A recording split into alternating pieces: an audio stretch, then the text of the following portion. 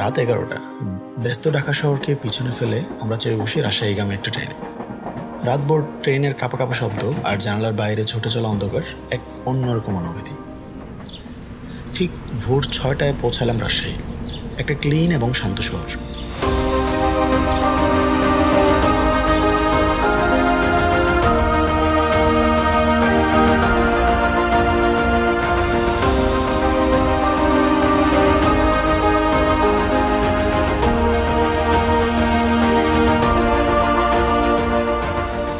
এগারোটার দিকে রওনা দিলাম আমাদের মূল গন্তব্যের দিকে, আমবাগান।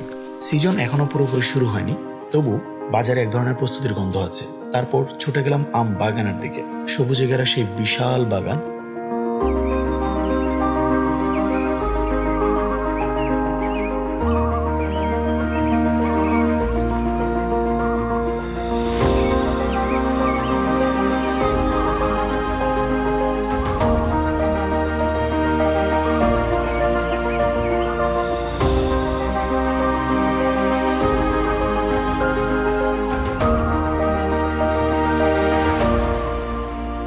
এরপরের গন্তব্য রাজশাহীর বিখ্যাত কালাভুনা।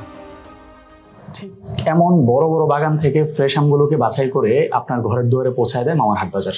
প্রত্যেকবারের মতো এবারও মামার হাট বাজার রাজশাহী এবং সাতক্ষীরার একদম বাগান ফ্রেশ আমগুলো আপনার ঘরের দুয়ারে পৌঁছায় দেওয়ার জন্য একদমই প্রস্তুত। এবার কিন্তু আপনি মামার হাট বাজারে আরো সহজে অর্ডার করতে পারেন তাদের ওয়েবসাইট mamarhatbajar.com-এ, অথবা উপরে বা নিচে থাকা যে কোনো তাদের কন্ট্যাক্ট ডিটেল নিয়ে সেখানে কন্ট্যাক্ট করে অর্ডার করে ফেলতে পারেন।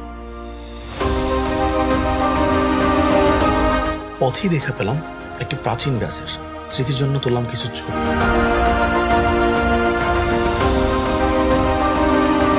দুপুরে খাওয়ার পর আবার ফিরে গেলাম ইউনিভার্সিটিতে।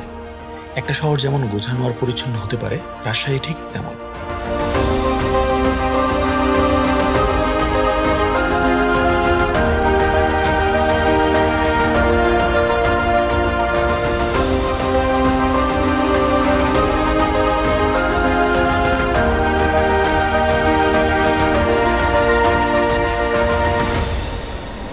পরদিন সকাল ঠিক 6টায় আমরা ট্রেনে রওনা দিলাম খুলনার দিকে।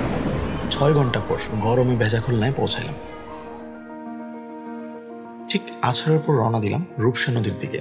ড্রোন উড়ালাম, নদী দেখলাম, কিন্তু বাতাসের কোনো সাড়া নেই। তবু শান্তি খুঁজে পেলাম সেই নদীর ধারে।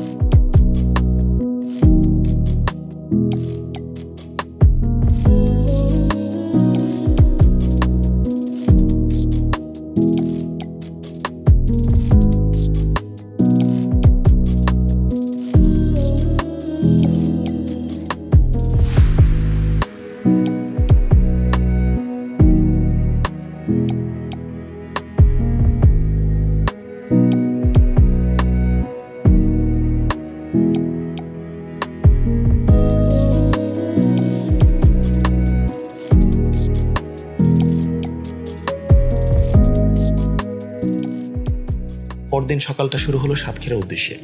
প্রায় 3 ঘন্টার লোকাল বাস জার্নি শেষে সুলতানপুর বাজারে নামলাম। এই সফরটা আমাদের কাছে ছিল একসাথে সময় কাটানোর, নতুন কিছু জানার আর নিজেদের একটু ভালোবাসার। সো ধন্যবাদ এই পুরো জার্নিটাতে আমাদের সাথে থাকার জন্য।